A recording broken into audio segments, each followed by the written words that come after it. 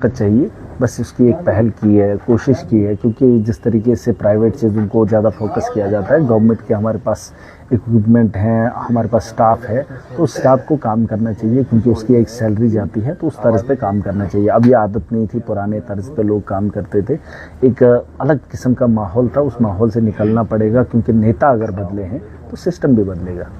सवाल ये रहता है कि महराजुद्दीन मलिक सोशल मीडिया पर ही अभी तक जो है छाए हुए हैं, तो ग्राउंड जीरो पर कोई काम हुआ अब तक? ऐसा नहीं है, आपको बहुत कुछ दिख रहा है। ये जो चीज़ें हैं, पहली बार नेता आपके सवालों के जवाब दे रहा है, ये नहीं बदला। आज तक आपको दिखे नहीं, लोगों को दिखे नहीं, लोगों की आवाज़ नहीं उठी।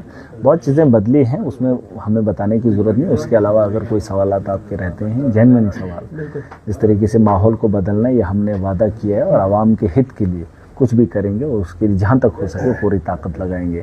ऐसा नहीं है मीडिया में दिखता हूँ, वो मैं अभी भी दिख रहा हूँ, लेकिन डोडा के अंदर हूँ। जब मैं ज़मीन पे होता हूँ तो भी सोशल मीडिया पे दिखता हूँ। मैं हर वो काम करना चाहता हूँ, चाहे वो अच्छा है या बुरा है, उसे जज करने वाली आवाम है। और जो मैं कर रहा हूँ लोगों की बेहतरी के लिए, मेरा दिल कहता है कि मुझे गवर्नमेंट मेडिकल कॉलेज को बेहतर करना चाहिए, वहाँ पर लोगों को इलाज देना चाहिए, क्योंकि मेरा तबका गरीबों का है। और डॉक्टर एक ऐसे लोग होते हैं जो गरीब को, किसी को जिसको डॉक्टरी के बारे में इल्म नहीं है, यहाँ डॉक्टर को भी खुद नहीं पता होता कि मेरे सच में अंदर से मशीनरी में क्या खराबी है। डॉक्टर बोलते हैं एक आम आदमी भरोसा करता है, और उसके भरोसे को उसे निचोड़ा नहीं जाना चाहिए। हमारे पास गवर्नमेंट मेडिकल कॉलेज है, प्राइवेट में नेक्सस खत्म होना चाहिए। प्राइवेट इलाज नहीं करना है। जो लोग मेडिकल कॉलेज में आते हैं उनका इलाज उधर ही होना चाहिए, उनको वहाँ से शिफ्ट नहीं होना चाहिए। और जिसका काम जैसे 9 to 5 डॉक्टर्स की तैनाती होनी चाहिए, उसकी सैलरी मिलती है। मैं कोई इनके मुखालिफ नहीं बोल रहा हूँ, मैं मुखालिफ नहीं हूँ, लेकिन जिसको सैलरी मिलती है उसको अपना काम करना चाहिए।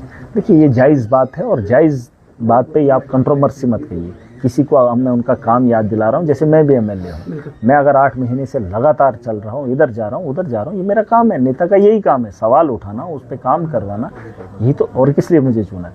जब मैं दिन रात मेहनत कर रहा हूँ, मैं परिवार को छोड़ रहा हूँ, मैं घर को छोड़ रहा हूँ, मेरे अलावा भी नेता है, वो अपने घरों में आराम की ज़िंदगी गुजार रहे हैं, तो इसका क्या मतलब है? लेकिन अगर मैं जाग रहा हूँ, दूसरे को मैं सोने दूंगा नहीं। क्या उम्मीद लग रही है कब तक जो जीएमसी का मसला है, इस चीज़ को कल से हल हुआ है, ये ठीक हो रहा है, ठीक हुआ है। अब अगर कुछ लोगों को अकल अभी नहीं आई होगी, उनको अभी भी अगर शौक है पैसा कमाने की, मैंने उनको बोला है। देखिए, मैं आखिरी बार फिर बोल रहा हूँ, मुझे नहीं लगता है कि आप जीएमसी के अंदर वो धांधली है। अच्छा काम है, करेंगे काम, सब मिलकर करेंगे। जो जिम्मेदार है वो जिम्मेदारी निभाएंगे। मैं ये नहीं कह रहा हूँ कि आपको किसी मुर्दे को जिंदा करना है, आपका जितना काम है आप उतना ही कीजिए, मैं आपको कुछ और नहीं कह रहा हूँ। लेकिन जीएमसी जम्मू है, जीएमसी डोडा है, जीएमसी कश्मीर है। अब जीएमसी है तो वहाँ अगर इलाज नहीं होगा, नर्सिंग में होम में होगा, ये सवालिया निशान है, तो वो चीज़ नहीं चाहिए। सर, जीएमसी कंट्रोवर्सी के बाद आप पहली बार डोडा आए हैं, क्या आपका जीएमसी का दौरा होगा? देखिए, ये बताना ज़रूरी नहीं है कब होगा, किस वक्त होगा, वो मुझ पर रख दीजिए। जीएमसी मेरा घर है, मेरी कॉन्स्टिट्यूंसी, मैं इसका जिम्मेदार हूँ, ठीक है। जैसे कोई हेड ऑफ द इंस्टीट्यूशन है, उसकी जिम्मेदारी होती है, उसकी निगरानी होती है, पूरी आवाम की जिम्मेदारी कैसे उठाएं ना।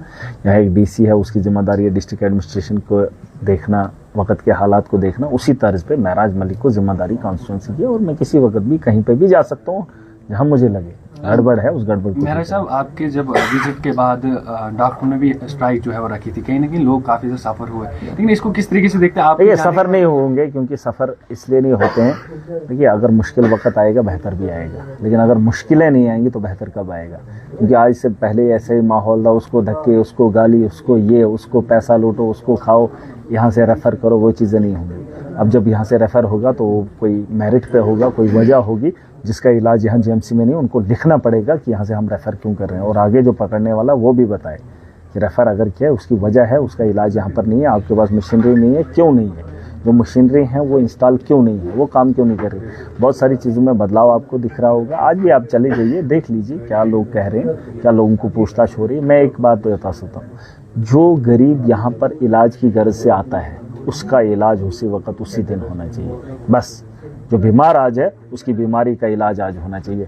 आप सड़क बाद में बना सकते हैं, आप डॉक्यूमेंट्स बाद में बना सकते हैं, 1 हफ्ता ले सकते हैं, लेकिन बीमारी का इलाज आप महीनों पर नहीं डाल सकते, उसकी जान को खतरे में आप नहीं डाल सकते। और जीएमसी का इसलिए हंगामा होना, सुर्खियों में रहना, मेरा बोलना और उनको ठीक करने की ख्वाहिश करना, ये इसलिए इम्पोर्टेंट है क्योंकि हर इंसान की जान मेरे लिए बहुत कीमती है। और गरीब यहाँ पर मधु का आर भी आपने फेक डाला है कि कहीं ना कहीं मैंने नहीं डाला है, उसने बनाया है।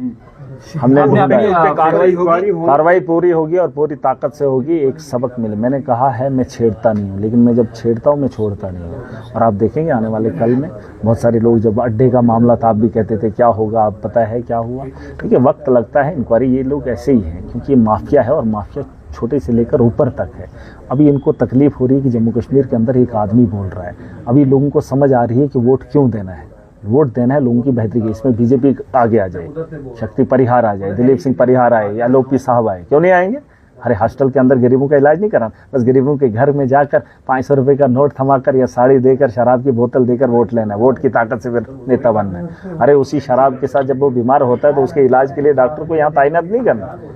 शराब तो एक बार पिला देते हो, वोट तो एक बार ले लेते हो, लेकिन जिस माँ के पेट में बच्चा होता है उसको जन्म देने के लिए उसको 25,000, 30,000, 40,000 है ना, उसके बजट कौन करेगा। महराज हर महाज पे गरीब के फायदे के लिए काम करेगा और पूरी ताकत से करेगा। और जो लोग इन चोरों का साथ देते हैं वो सुन ले, ये वही लोग हैं जो तुम्हें आज तक लूटते थे। सियासत का गलत मतलब आपको पता था, पहली बार लोगों को पता चलेगा कि राजनीति होती क्या है, जो लोगों के लिए हो। वरना मैं भी एमएलए बन गया और सैलरी है, एमएलए है, ठप्पा लग गया, फिर क्या हुआ। लेकिन अब भी आवाम के लिए हूँ, तब भी आवाम के लिए था। महराज साहब, जिस तरह से लोग कहते हैं कि महराज साहब के जो काम है बहुत अच्छे हैं, लेकिन तर्ज जो है वो ठीक नहीं है। आप किसी दफ्तर में गए हैं, सुन लीजिए मेरी बात। जिस तरह से डोडा के बहुत सारे लोग कहते हैं, सिविल सोसाइटी के लोग कहते हैं, अगर वो हमसे मिलते फिर वो कौन है, आज तक उन्हीं के पास था। सुन लीजिए, मुझे उनकी बात मत बताइए। वो कौन लोग हैं, दलाल हैं, दलगी करेंगे, आवाम का खून चूसेंगे। उनको लगता है हम लोग बड़े हैं, क्या बड़े हैं। उनको आज तक पता नहीं है वोट क्यों देना है, किसको देना है। बस शहर हो गया, गाँव हो गया। अरे मैंने कहा है मैं गाँव का नहीं हूँ, मैं इस दुनिया में जन्म लिया और मेरा वजूद आज है दुनिया के अंदर। मुझे तो मोदी के शहर से भी बुलावा आया है। अब ये बोलेंगे नहीं गुजरात क्यों जाएगा। ये सोच, अरे सुन लो उनसे, अरे उनसे सलाह ना मुझे लेनी है, ना मुझे उनकी जरूरत है। मुझे उनकी जरूरत नहीं है, मुझे उनकी सलाह मत दीजिए, ना उनसे मुझे बात करनी है। मेरे अंडर सिस्टम है, इस वक्त कंट्रोल महराज करेगा, बस सिंपल। वो यहाँ के दादे नहीं है, वो यहाँ की जागीर उसको ना समझे। महराज के अंडर है, महराज की कॉन्स्टिट्यूंसी से 5 साल पत्ता भी मेरी मर्जी के बगैर नहीं हिलेगा। और जो जिसका काम है उसको करना पड़ेगा, वरना कॉन्स्टिट्यूंसी से निकलना पड़ेगा। जिसको बनता है निकल जाएगी। एक दिन का तो पर्चियां कम से कम 5 तो जहां मर्जी आएगी, जिसको घसीट कर अंदर डालेंगे। और आपने जहां तक कहा तमीज की बात, मुझे एक बात बता दीजिए। बुजुर्ग लोग जब इन दफ्तरों के चक्कर काटते हैं, एक सिंपल सी बात है, जैसे दुकान के अंदर सौदा लाने कोई छोटा जाए या बड़ा जाए, पता है आपको, चाहे वो हिंदू जाए या मुसलमान जाए, बेचने वाला कौन भी है उसको फर्क नहीं पड़ता, लेने वाला कौन है उसे फर्क नहीं पड़ता, बस वो उस चीज़ को बेचना चाहता है। मैं वही चाहता हूँ कि हॉस्टल के अंदर कौन जाए उसका इलाज होना चाहिए, मुझे वो तर्ज नहीं चाहिए। और दफ्तर के अंदर कोई भी जाए काम, और उसके दुकानदार पता कौन है, यहाँ डीसी एक दुकानदार है, यहाँ एक एसडीएम है, यहाँ एक तहसीलदार है, यहाँ एसीडी है, यहाँ ये लोग क्या बोलते हैं इनको, प्रिंसिपल है, इनकी दुकान है। बाकी जैसे आपको कोई खाने की चीज़ खरीदनी है, आप एक से नहीं दूसरे से खरीद सकते हो, लेकिन कुछ चीज़ें ऐसी हैं जो सरकार के ठप्पे के बिना नहीं है, जिनके जिम्मेदार ये हैं, और ये उस दुकान से बेच सकते हैं। वो चीज़ें बेचने के लिए इनको रखा है, लेकिन उस चीज़ का दाम ये अपनी मर्जी से बढ़ाते हैं, अपनी मर्जी लगता है इसको देना है कि नहीं देना है। बात ये नहीं, अगर ये चीज़ें कहीं और मिलती तो लोग कहीं और से खरीदारी करते। ये वो लोग हैं जो उस चीज़ को बेचना ही नहीं चाहते हैं, वो गवर्नमेंट खजाने में जमा करना चाहते हैं। मैं चाहता हूँ कि जो आदमी है और अगर उसकी चीज़ वहाँ पर पड़ी है तो वो उसे उस दफ्तर से मिले, क्योंकि ये दुकानें बहुत कम हैं।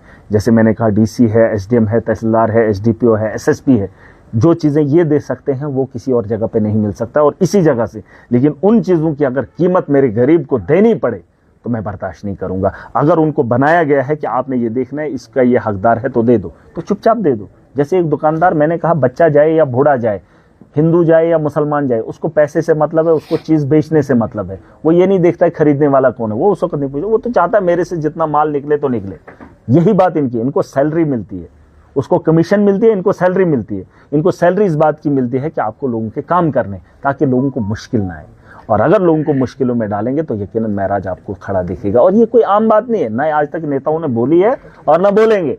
ये एक ऐसा ब्रांड है, मैं ऐसा आदमी हूं जो मैं बोल रहा हूं। पता कर लेना, आज तक किसी नेता ने बोला, मैं जानता हूं, मैं जमीन से लेकर ऊपर तक जानता हूं कि इन लोगों की सोच क्या है और इस चीज को ठीक कैसे किया जा सकता है।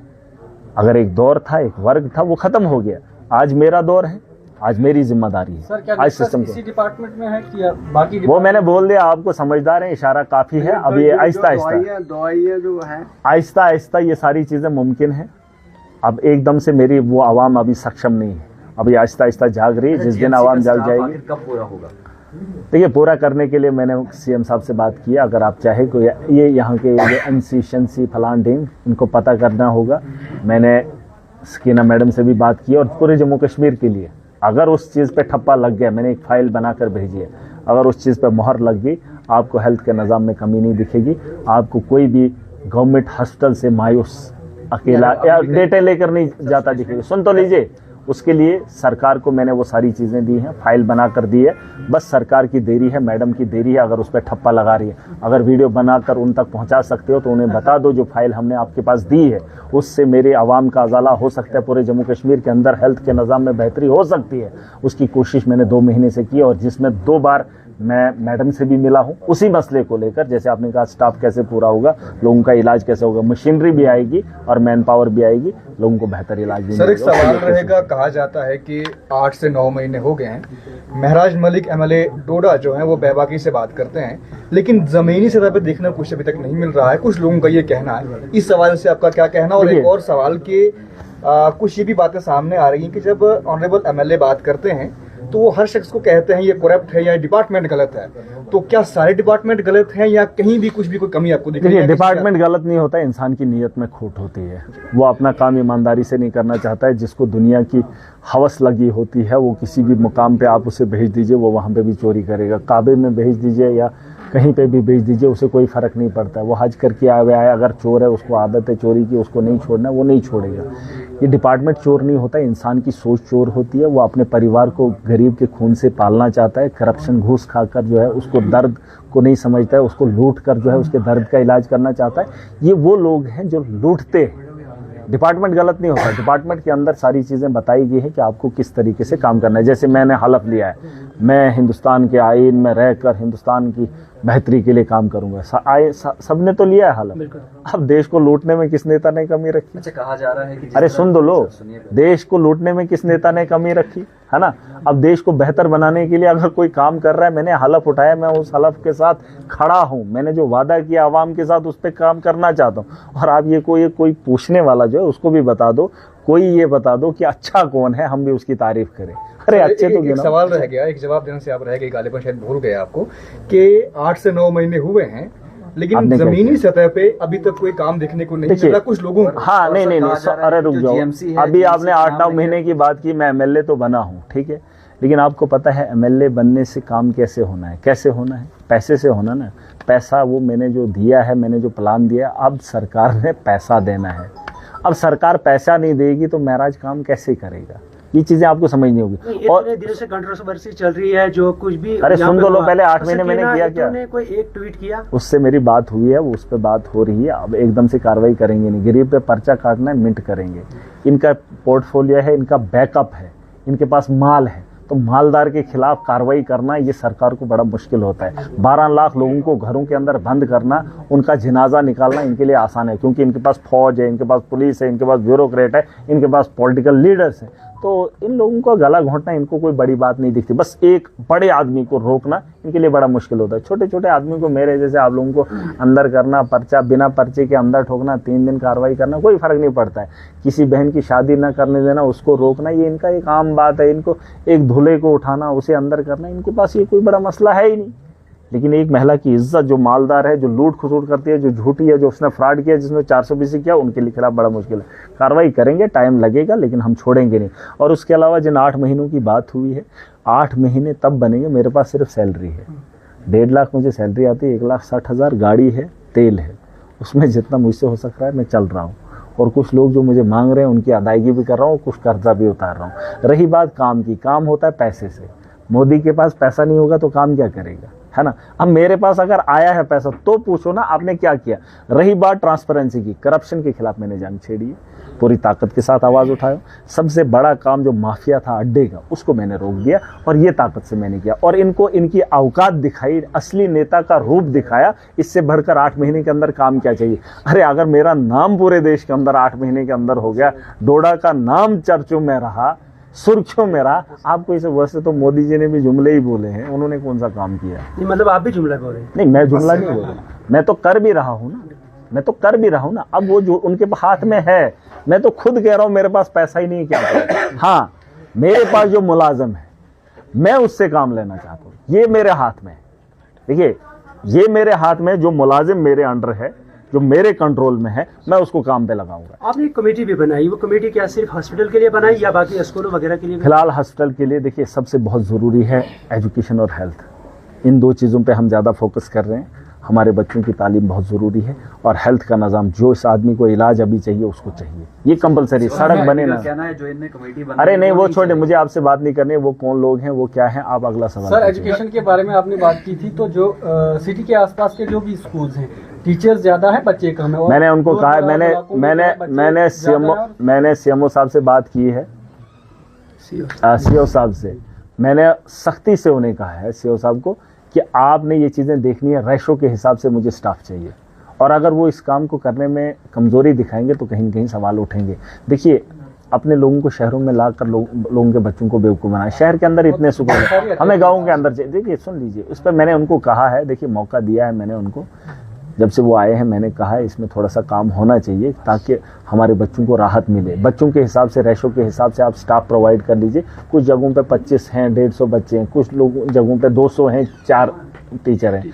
तो उसमें मैंने उनको कहा है अगर वो चीज़ें नहीं कर सकते हैं फिर कुर्सियों पे बैठकर क्या ही करेंगे। अगर इन चीज़ों में नाकाम रहे तो यकीन जानिए अभी एक एक करके, अभी आप एकदम से पूरा बोलेंगे माशरे में अमल लाएंगे तो ये चीज़ें नहीं है। सवाल अधूरा रहा, कमेटी का काम क्या रहेगा? कमेटी का हर वो काम रहेगा, क्यों आपको क्या लगता है निगरानी करना क्या गलत बात है? अरे निगरानी तो सबसे बड़ा काम है। निगरानी करना उन लोगों की जो तनख्वाह लेते हैं हमारे टैक्स की, और उन्हें लगता है कि नहीं हमें पूछने वाला कोई नहीं है। अरे निगरानी सबकी करूंगा, डीसी से लेकर नीचे चपरासी तक सबकी खबर रखूंगा, और जो बिना मतलब के कहीं घूमेगा, ड्यूटी नहीं करेगा तो सैलरी काटूंगा। सर ओपीडी में अभी भी ये लोग जो है 3-3 घंटे जो है पर्ची काटने के लिए वेट करते हैं। 8 महीने पहले जब आप जीते उस वक्त आपने कहा कि यहाँ पर उसमें लाएंगे सुधार। अभी भी इसकी बात की शिकायत है जी, क्या शिकायत आ रही है? वहाँ पर जो 3-3, 4-4 घंटे लोगों को कब जो है की वो- बात है? आज की भी बात है, पर्ची काटने के लिए वहाँ पर कम है। चलिए आपने मैं कहा देखता था हूँ, में बढ़ाया अगर ये जाएगा। सुन रहे हैं, बहुत सारे लोग सुन रहे हैं, अगर 3-3 घंटे एक आदमी को और साथ पर्चे- में जो डॉक्टर्स हैं वो 2 बजे ओपीडी से जो है निकल जाते हैं। देखिए इनको 9 to 5 बैठना है, ये मेरी गुजारिश। जबकि 10:30 बजे सुबह सुन ले, हाँ ये देखिए इसमें आप लोगों की जिम्मेदारी है। आप एक काम कीजिए, डॉक्टर का पीछा उसके घर से कीजिए, ठीक है, जहाँ उसका डेरा है वहाँ चले जाइए। देखिए ये आपकी भी जिम्मेदारी, मुझ पे मत एहसान रखिए कि मैं आऊँगा फिर देखूंगा फिर ओपीडी चलेगी। जो डॉक्टर आपको जहाँ दिखता है वीडियो बना लीजिए, लाइव चढ़ा दीजिए। आपको क्या, वो क्या करेंगे? एक तो वो हराम खाएंगे, ड्यूटी नहीं करेंगे, और आपको वीडियो भी बनानी नहीं आएगी। क्लिनिक पे बैठा है, क्लिनिक पे उसी वक्त लाइव, उसी वक्त 10 to 5, 9 to 5 मुझे वो डॉक्टर चाहिए। अगर आपको हिरता फिरता कहीं दिखता है, देखिए ये बात मैं लोगों को बता रहा हूँ, मुझ पे एहसान मत रखिए, मैं आपके लिए कर रहा हूँ और आपको खुद के लिए भी करना बहुत ज़रूरी है। मैं डोडा के अंदर हर वक्त नहीं रह सकता हूँ। आपको कहीं डॉक्टर दिखता है गली के अंदर, वीडियो बना लीजिए, बिना मतलब के चल रहा है आप वीडियो, क्योंकि उसको पर दिन के 3,000 या 5,000 तनख्वाह है, और 5,000 में वो गलियां घूमेगा, क्लिनिक चलाएगा, और आप देखेंगे नहीं वो फलाना आदमी वहां पर था, उसके घर तक पीछा करो, उसकी सीआईडी रखो, चाहे वो इस किस्म का मुलाजिम है, डॉक्टर या कोई और मुलाजिम है। अगर आप मुझे कॉपरेट नहीं करोगे मुझे कैसे पता चलेगा?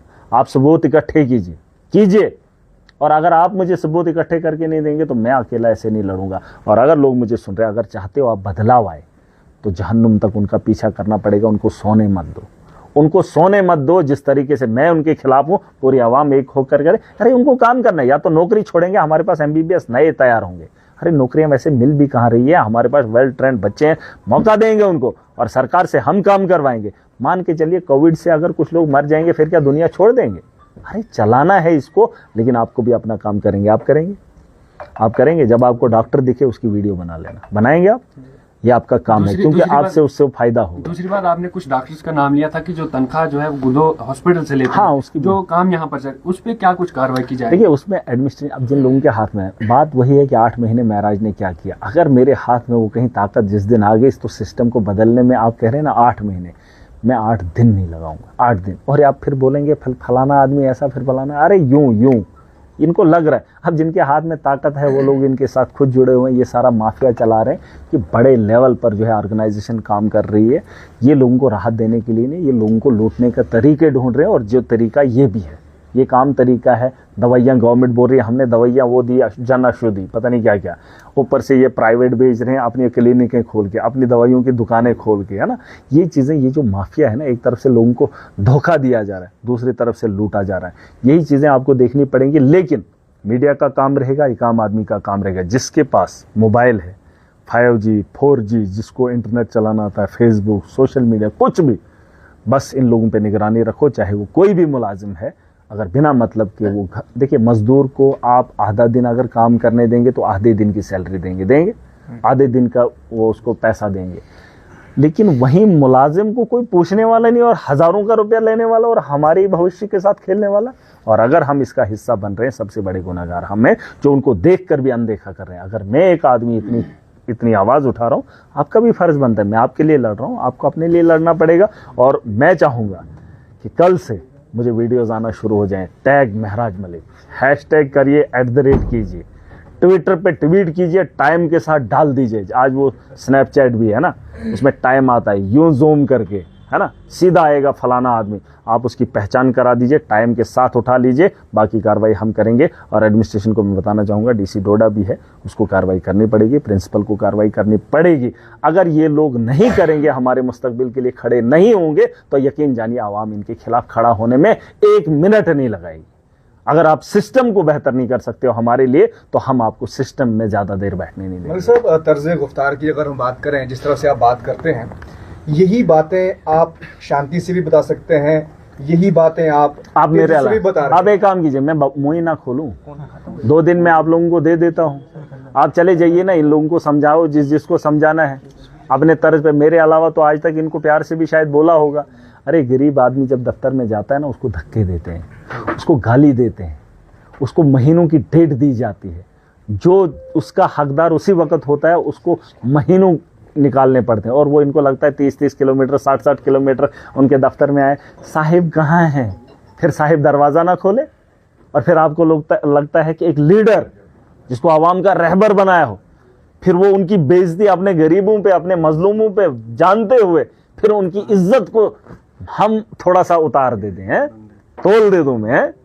अरे मैंने कहा जो मेरे मजलूम की इज्जत नहीं करेगा, महराज उसको बेइज्जत करने में कभी कमी नहीं छोड़ेगा। सर, क्या बात है कि जब भी आप कोई बात करते हैं, आपके मुंह से आप आग बगोला हो जाते हैं, लेकिन फिर भी कहीं ना कहीं देखा जाता है FIRs भी लगती हैं। क्या आपको इस बात की परवाह नहीं है कि मेरे ऊपर FIRs लग रही है? दुनिया का दस्तूर है आना जाना, ऐसे भी घास के ऊपर लोगों को पर्चे लगी रही। अपने भाइयों के खिलाफ कार्रवाइयां करते करते लोग थक गए। मतलब छोटी सी बात को मनवाने के लिए कोर्ट कचहरियों के चक्कर काटते हैं। मैं तो दुनिया के लिए जी रहा हूँ, इंसानियत के लिए खड़ा हूँ, बड़ी बड़ी ताकतों के खिलाफ खड़ा हूँ। मुझे तो शौक है ये, मैं इंसानियत के लिए काम करूँगा। इस चीज़ से ये डराएंगे आपको, डरना नहीं है। और ये सिर्फ मेरी बात नहीं है, मैं चाहता हूँ कोई ना डरे, कोई ना डरे, जुल्म के खिलाफ आवाज़ उठा लो, क्योंकि जालिम आपको दबाने की पूरी कोशिश करेगा जिस तरीके से कर रहे हैं। लेकिन मैं दबा नहीं हूँ, मैं उठाया हूँ, मैं निकल आया हूँ। मेरी आवाज़ को ये लोग दबा नहीं सकते हैं, और मैं इनका आईना पूरी दुनिया को दिखा सकता हूँ। मैं गली का कोई खेलने वाला बच्चा नहीं हूँ, क्योंकि तुम्हारा नंगा नाच मैं दुनिया को दिखाऊंगा, और तुम्हें दुनिया के किसी भी कोने में जाने से पहले मेरी बात का जवाब देना होगा। इस भरम में ना रहे। अब महराज वो ताकत रखता है कि अगर तुम्हारे खिलाफ खड़ा हो गया तो तुम्हें देश के अंदर पूरी दुनिया जानेगी और थूकेगी। आपको क्या लगता है मैं गली में बैठा हुआ एक बच्चा हूँ? ऐसा नहीं है।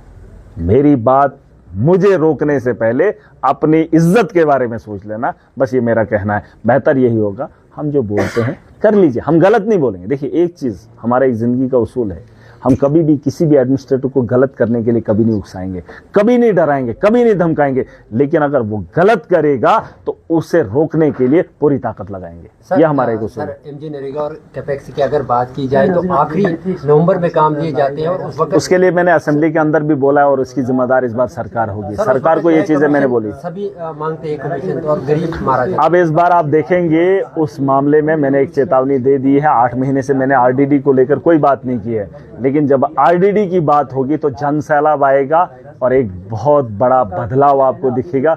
और उन लोगों का हिसाब कैसे होगा, यूं मान के चलिए रोज़े महशर का दिन होगा और कयामत की सुबह होगी, और हिसाब किताब जारी यहाँ डोडा की सरजमीन में होगा।